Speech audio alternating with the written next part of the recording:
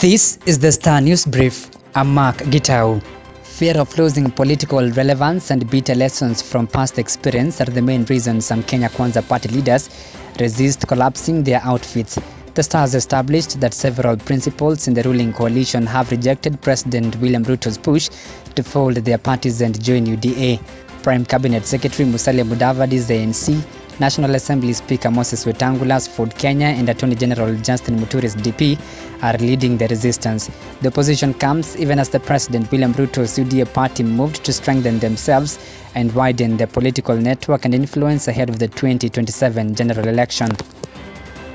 Get a copy of the Star News Brief by subscribing to our e-paper with only 40 shillings through www.mgazeti.com. A new political war between President William Ruto's administration and the top allies of his predecessor Uhuru Kenyatta is looming over what the government has branded a 24 billion shillings scandal. For the second day in a row, Deputy President Rigathi Gachagua said they have uncovered how top officials in Uhuru's government looted state coffers in Jubilee's dying days in office. In fact, Gachagua claimed opposition chief Raila Odinga was pushed to file a case at the Supreme Court to provide ample time for the grand theft. For the first time, the deputy president promised to unveil all the names of cabinet secretaries and principal secretaries who were allegedly involved in the plunder. Opposition chief Raila Odinga has lined up more pushback rallies in the build-up of impending street protests against President William Ruto's regime. Raila has planned at least 4 rallies in the next 7 days across various parts of the country to pile pressure on the president to succumb to their demands. The rallies come 2 days to the expiry of the 14 days ultimatum the opposition issued to the government to act on their demands or face massive mass action. The opposition demands electoral reforms and lowering of skyrocketing cost of living to reduce economic pain on Kenyans. The LGBTQ community continues to be condemned countrywide as First Lady Rachel Ruto on Sunday declared it a threat to the institution of the family.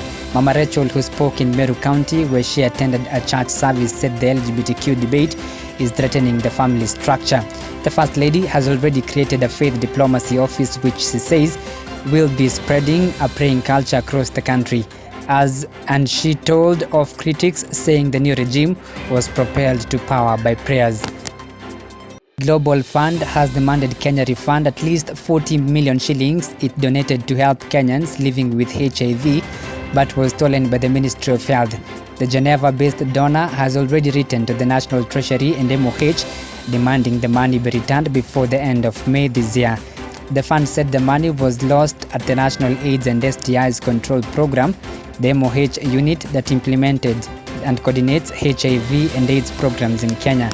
Global Fund's Office of Inspector General discovered the loss through a special audit it conducted last year, following a tip-off by audit firm PwC, which GF contracts to monitor how its money is spent in Kenya.